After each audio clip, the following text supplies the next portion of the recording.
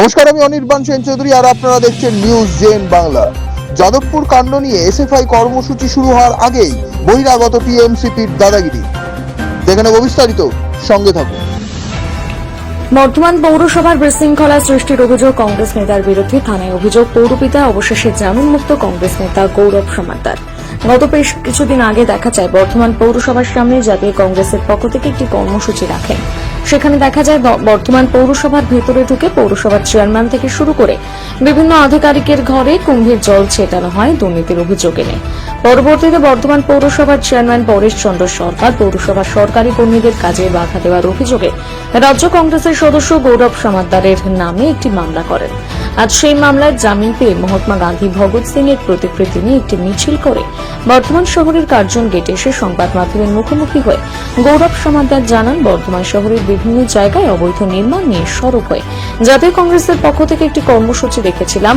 বারবার আমি অবৈধ নির্মাণ নিয়ে সরব হয়েছি বলে আমার নামে মিথ্যে মামলা করেছে। প্রশাসনকে কাজে লাগিয়ে কংগ্রেসকে রাখা যাবে না, আগামী দিনেও সরব হব। শুধু তাই নয়, তিনি বর্ধমান পৌরসভার চেয়ারম্যানকে চ্যালেঞ্জ করে বলেন, উনি মিডিয়ার সামনে বসুক, আমি তথ্য প্রমাণ সহকারে বর্ধমান শহরের কোথায় কিভাবে অবৈধ নির্মাণ হচ্ছে সমস্ত কিছু ওনাকে দেখিয়ে দেব। আমাদের এইভাবে মামলা করে রাখা যাবে না। অন্যদিকে কংগ্রেস নেতা গৌরব সমাদ্দারের আইনজীবী তথা কংগ্রেস নেতা বলেন, পরেশবাবু তো মামলা করেছেন, তাই আগামী দিনে ওনাকে কোর্টে আসতে হবে সাক্ষী হিসেবে। উনি যেন প্রিপারেশন নিয়ে আসেন, না হলে উনি যেই ধুতি পরে আসবেন সেই ধুতি পরে যেতে পারবেন না।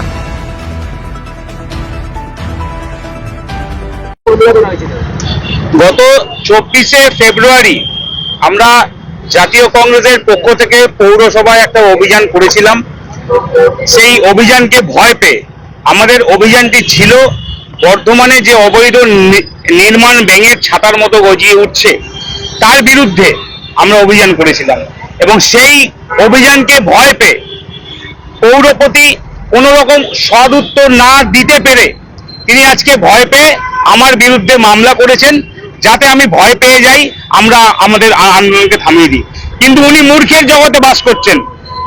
চেয়ারম্যানকে পরিষ্কার ভাষায় বাংলা ভাষায় বলে রাখতে চাই, আপনি যদি ভাবেন কংগ্রেসীদেরকে মিথ্যা মামলায় ফাঁসিয়ে আপনি ভয় দেখিয়ে দমিয়ে রাখবেন, আপনি মূর্খের জগতে বাস করছেন। আপনি সাপের লেজে পা দিয়ে ফেলেছেন। আগামী দিনে দায়িত্ব নিয়ে বলে দিচ্ছি, বর্ধমান শহরে অবৈধ নির্মাণ নিয়ে পৌরসভার দুর্নীতি নিয়ে আমাদের আন্দোলন আরো তীব্র থেকে তীব্রতর হবে।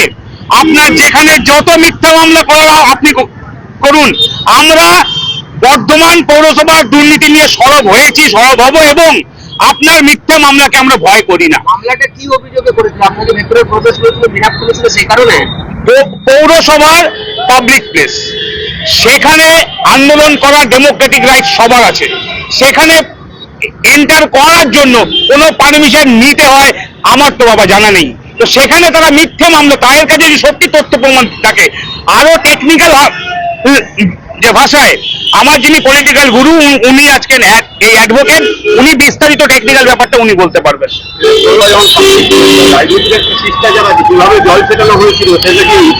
গান্ধী নীতি, আমরা কোনো উচ্ছৃঙ্খলতায় বিশ্বাস করি না। গঙ্গা জল ছিটিয়ে যদি একটা মানুষের বিশ্বাস যে পাপ মুক্ত করা যায়, গঙ্গা জল ছেটানোটা কি কোনো দুর্নীতি, কোনো দুষ্কর্মের মধ্যে পড়ে? আমার তো জানা নেই। গঙ্গা জল পবিত্রের জল, কুম্ভের জল পবিত্রের জল, এইটা কি এতটাই গায়ে? তার মানে পরিষ্কার যে বর্ধমান পৌরসভায় দুর্নীতি ওতপ্রোতভাবে। আমরা গান্ধী নীতিতে বিশ্বাস করি।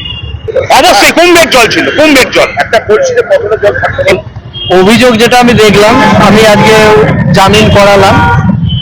তো দেখুন, যেটা ট্রেসপাসিং দিয়েছে, তাহলে পৌরসভা হচ্ছে পাবলিক প্লেস, সেখানে ট্রেসপাস করার কোনো প্রশ্নই ওঠে না। ওখানে নিশ্চয়ই পৌরসভার ভিতরে সিসিটিভি ফুটেজ পাওয়া যাবে। ওখানে বলা হয়েছে যে সরকারি কর্মীকে কাজে বাধা দেওয়া, সেই সেকশনও রয়েছে।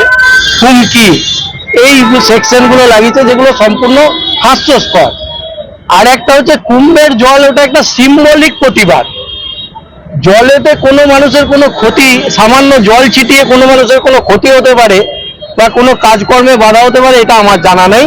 অল্প যদি সামান্য জলের ছিটে কারুর গায়ে পড়ে, জলের ছিটে, এবং সেটা একদম পিওর ওয়াটার, তাছাড়া তার মধ্যে কোনো রকম কিছু অন্য কিছু নেই, তাই সেই জলেতে কারুর ক্ষতি হয়েছে বলে বা কোনো হসপিটালাইজড হয়েছে বলে কোনো ধরনের কোনো কিছু অভিযোগ কিন্তু আমরা সেখানে দেখতে পাইনি।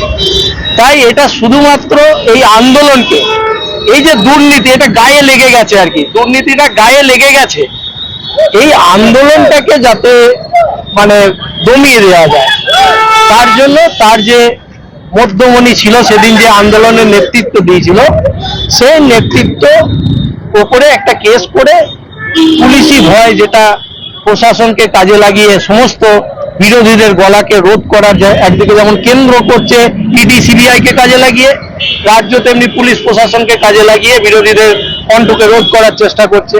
কিন্তু এইভাবে মিথ্যা মামলায়, তবে আমি পরেশবাবু যেহেতু কমপ্লেনটা করেছেন, অভিযোগটা করেছেন, তাই পরেশবাবুকে তো আগামী দিনে কাঠগড়ায় আসতে হবে সাক্ষী হিসাবে, তা উনি যেন ভালো করে প্রিপারেশন নিয়ে আসেন, নাহলে কিন্তু যে ধুতি পরে আসবেন সেই ধুতি পরে বাড়ি ফিরতে পারবেন বলে আমার মনে হয় না।